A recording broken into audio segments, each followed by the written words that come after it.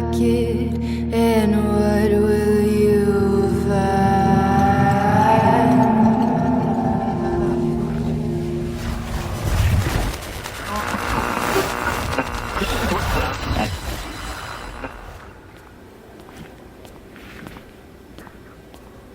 About time.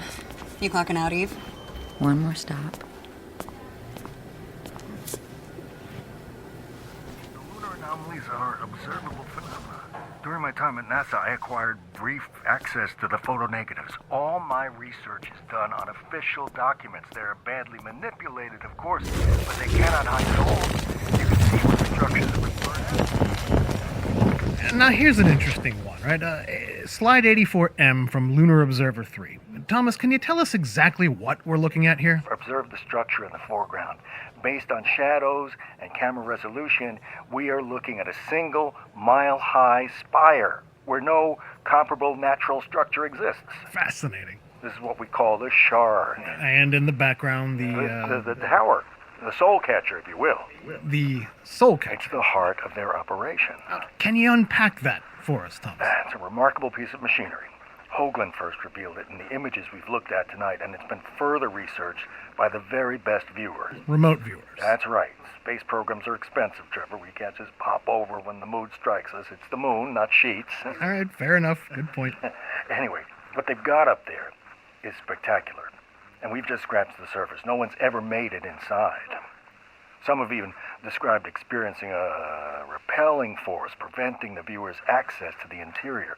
Whatever they're doing in there must be well above top secret to have psychic defenses in place. Sure, but what do we know, Thomas? And what exactly does the soul catcher do? The theory is when a life ends, the soul leaves the body and it's transferred to the moon. And the purpose of the soul catcher is just that, to catch the soul before it goes wandering off through the universe alone, to protect it until they need it again. Incredible.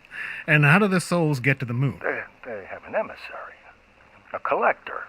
The operator. That's his modern iteration. He's had many names over the millennia. And can you provide any evidence to support the existence of such a creature? It's not the entirety of human history enough. His footprints are everywhere along the timeline. So the operator is something of a Grim Reaper analog. It's more than that. We all shed this meat cocoon at some point. Nothing special about that. Colorful imagery, Thomas. Maybe that's a little crude. But my point is, death is everywhere, but the operator, his is a different way. He collects them all, but he only makes a show of the really important ones, the deaths we remember. Such as? Look back along the path, you'll recognize his prints. Well enough to maybe see him coming? Well, assuming he makes an appearance for you. Which reminds me, have you had a chance to read the Urantia book yet? I've started, but it's slow going. It's not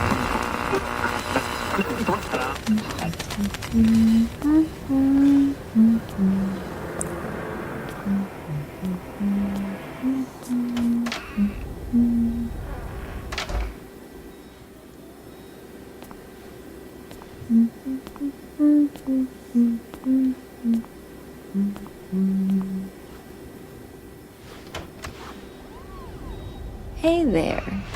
You're supposed to be sleeping. Hi, Evie. What's got you up at this hour? I'm thirsty. Oh, okay. Well, we can fix that.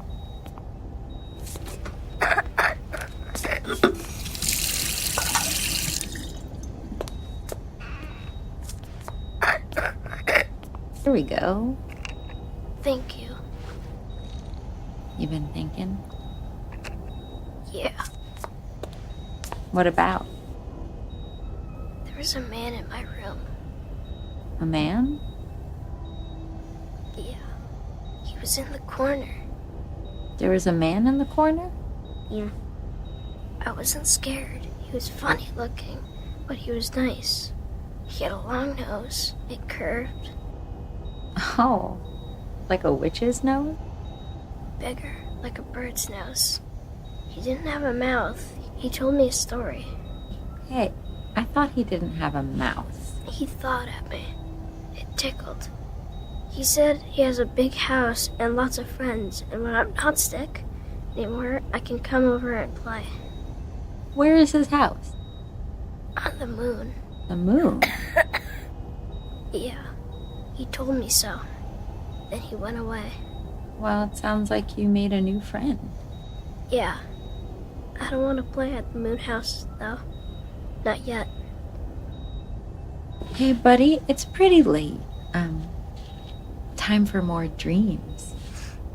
You know what my favorite part about dreams is? What? When you wake up, they're all gone. And dreams can never hurt us, right? Right. Good man.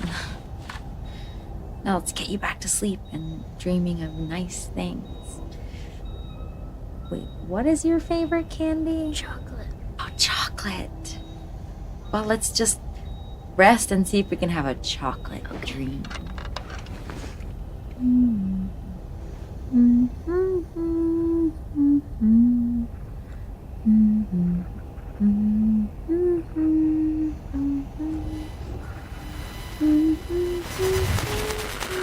I'll certainly take it under advisement. Going back to your earlier point, Thomas, I think you're underestimating our ability to wreak havoc upon ourselves. No help required from the operator, or clandestine moon bases. It's all part of whatever they're doing up there. You can understand why they wouldn't want the viewers to see everything. Oh, indeed. If it's real, it'd be destabilizing to hell, all of human religion, possibly the very fabric of society. It's big. Though I have to say, Thomas, without proof or at least some physical evidence, it seems to me this operator and its masters are another McClellan Bembe, Chupacabra, Sasquatch, more cryptids. It's hearsay at best, and at worst, it may be a lie. It's certainly easier to believe that life and death are random rather than a calculated event in a greater experiment. Intellectual laziness isn't my style, Thomas, but I am willing to be wrong.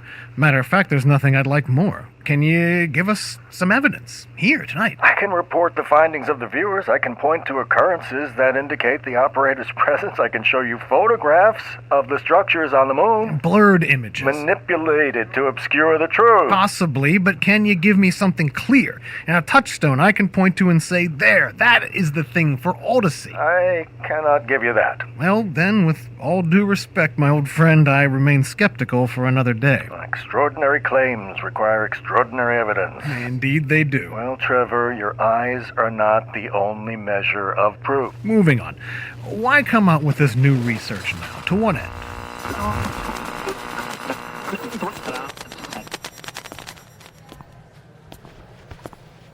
Hey, would you check in on 401 in a bit? Bad dreams again. You're really good with them. You ought to have your own. Conventional motherhood never really suited me. Go home. Get some sleep yourself. No rest for the weary. Night, hun.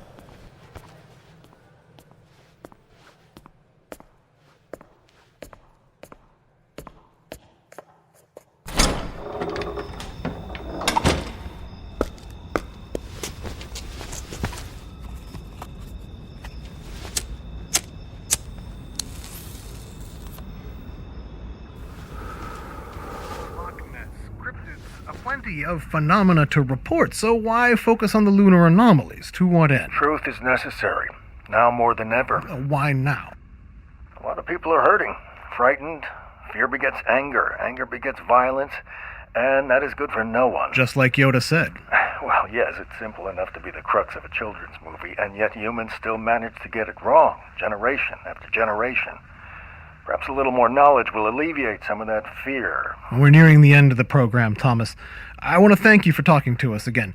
You know, if you ever find yourself in the neighborhood, you're welcome to come by. It'd be great to finally meet you in person. I'll be traveling through that area shortly, as a matter of fact. That's terrific.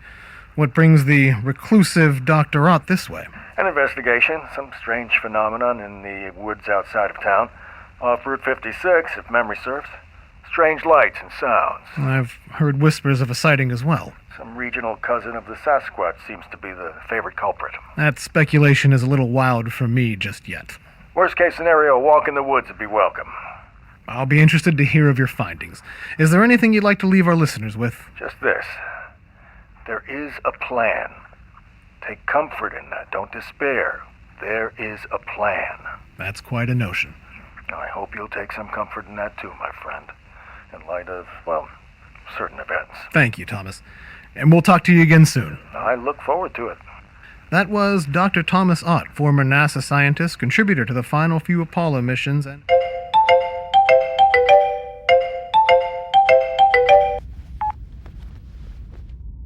Hello? Hey, you still on campus? Rachel?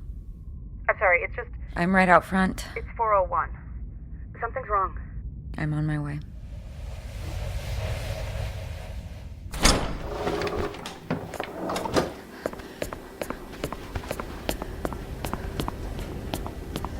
Eve, What happened? he just crashed. It was fast. All right, I'm heading in. Eve, I have to. I know. He needs me. The family's on the way. Be quick.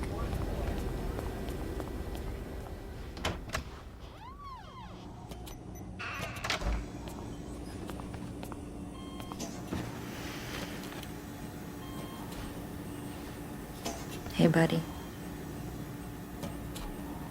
It's Evie.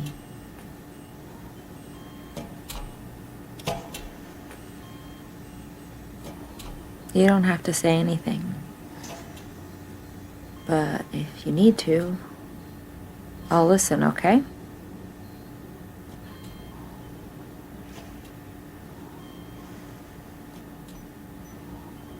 It's scary going someplace new all by yourself, I know. Just remember, it's all a dream. Nothing can hurt us in dreams, right? Evie, parents just arrived downstairs.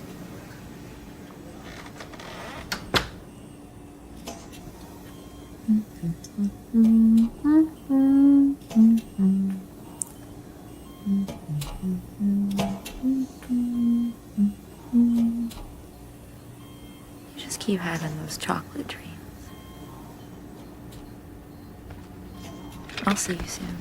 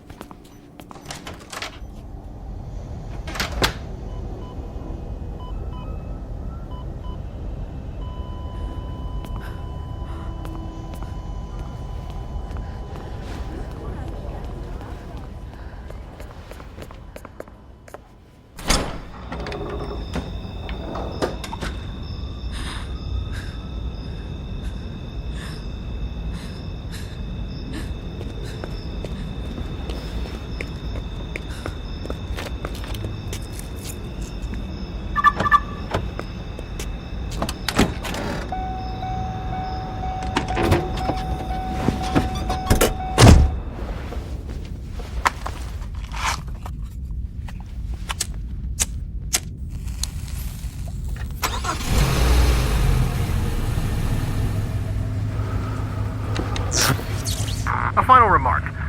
Dr. Ott's views are often regarded less than charitably. So were Galileo's, Aristotle, Socrates. So before we start steeping the hemlock, consider. Controversial, difficult, offensive even, such work may be the road, however winding, that leads to truth. Make sure you're with us next time. I'll be having a conversation with Dr. Elaine Mather. Good night, and as always I bid you, eyes to the skies. Roads after roads after roads. Follow, follow, follow, follow. Follow the winding roads. Eyes to the skies indeed.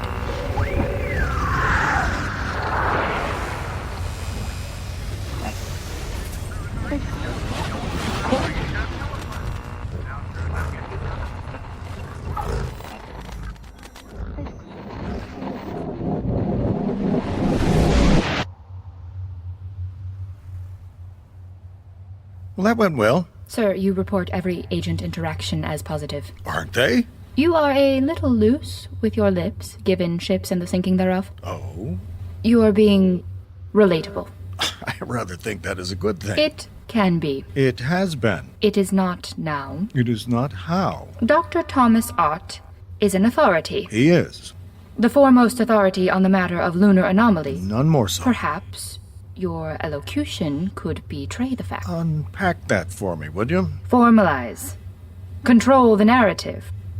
Consider the scroll processing and delineation device. The soul catcher. Scroll processing and delineation device is a concept to be reckoned with. It's the same machine, the same function, with the added benefit of dissuading baseline agents from thinking they can grasp it. It is formidable. And? If it is merely a soul catcher, then it is not special, it is common. Yes, it is, but that is how we teach, is it not? Making the esoteric common so that those without our knowledge can start to gain it. Is it our objective to teach? In part. My official recommendation is to keep mystery intact. Adopt an academic tone. It lends authority. Duly noted. You are not going to take my recommendation, though. Oh, there's more here. More to experience. New data to be mined. Trust me, Sesh.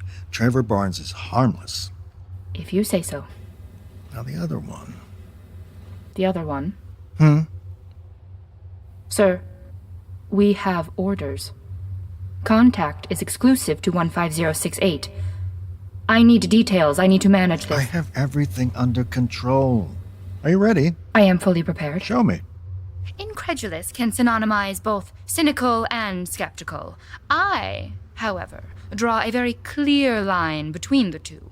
Cynicism is a position. Skepticism is an approach. You're a natural. Thank you, sir.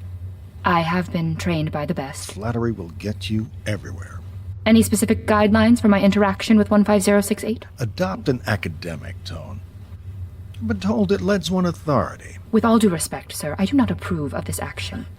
I know, but trust me.